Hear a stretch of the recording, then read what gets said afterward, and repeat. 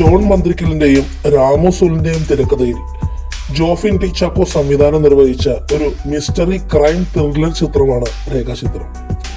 ആസിഫ് അലി, അനശ്വര രാജൻ എന്നിവർ പ്രധാന കഥാപാത്രങ്ങളിൽ അഭിനയിച്ച ചിത്രം അതിമനോഹരമായ ചിത്രീകരണത്തിലൂടെ അപ്പു പ്രഭാകർ ഛായാഗ്രഹണം നിർവഹിച്ചിരിക്കുന്നു. CI വിവേക് ഗോപിനാഥായി ആസിഫ് അലിയുടെ കഥാപാത്രത്തിലൂടെ പുരോഗമിക്കുന്ന ചിത്രം പിന്നീട് മലക്കപ്പാറ പോലീസ് സ്റ്റേഷൻ അതിർത്തിയിൽ സംഭവിക്കുന്ന ചുരുളഴിയാത്ത ഒരു കൊലപാതകത്തിന്റെ തിരശ്ശീലയിലൂടെ ഒരു ആത്മഹത്യാ രൂപത്തിൽ പ്രേക്ഷകരെ ഒരു ത്രില്ലർ ശൈലിയിലേക്കും തുടർന്നങ്ങോട്ട് കഥ നിരവധി കഥാപാത്രങ്ങളിലൂടെ പുരോഗമിച്ച് നിരവധി ട്വിസ്റ്റുകളിലൂടെ സിനിമയിലൂടെ ആ കാലഘട്ടത്തിന്റെ പശ്ചാത്തലത്തിലൂടെയെല്ലാം പ്രതീക്ഷയുടെ രസച്ചരട് പൊട്ടാതെ പ്രേക്ഷകരെ ആകാംക്ഷയുടെ മുൻമുനയിൽ നിർത്തുന്നു.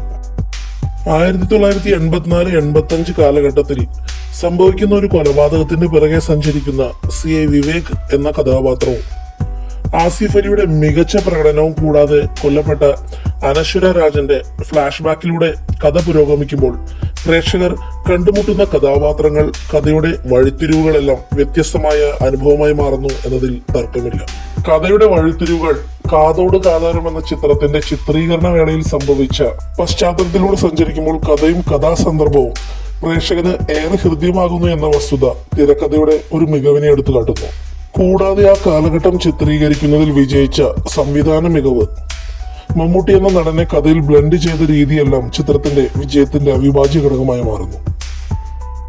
ആസിഫ് അലി, അനശ്വര രാജൻ കൂടാതെ മമ്മൂട്ടി, മനോജ് കെ ജയൻ, സിദ്ദിഖ്, ജഗദീഷ്, ഇന്ദ്രൻസ്, ഹരിശ്രീ അശോകൻ, നിഷാന്ത് സാഗർ, നന്ദു തുടങ്ങിയ നിരവധി പേർ വേഷമിടുന്ന ചിത്രം ഷമീർ മജീദ് സംവിധാനം നിർവഹിച്ച് ഷമീർ മുഹമ്മദിന്റെ എഡിറ്റിംഗിലൂടെ കാവ്യ ഫിലിംസ് വിതരണം ചെയ്ത് പ്രേക്ഷകരിലേക്ക് എത്തിക്കുന്നു.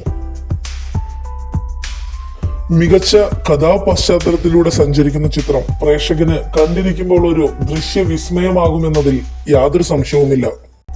ആസിഫ് അലി എന്ന നടന്റെ മികച്ച അഭിനയ ശൈലിയെ പുറത്തു കാട്ടുന്ന ചിത്രം വലിയൊരു വിജയമാകുമെന്നതിൽ യാതൊരു സംശയവുമില്ല. എല്ലാവരും ഈ ചിത്രം തിയേറ്ററിൽ തന്നെ പോയി കാണാൻ ശ്രമിക്കുക. മലയാള സിനിമയുടെ ചരിത്രത്തിൽ രേഖപ്പെടുത്താൻ പോകുന്ന ഈ ചിത്രത്തിന്റെ റിവ്യൂ നിങ്ങൾക്ക് ഇഷ്ടമായാൽ ലൈക്ക് ചെയ്യുക, സബ്സ്ക്രൈബ് ചെയ്യുക, ഷെയർ ചെയ്യുക. എല്ലാവർക്കും നന്ദി.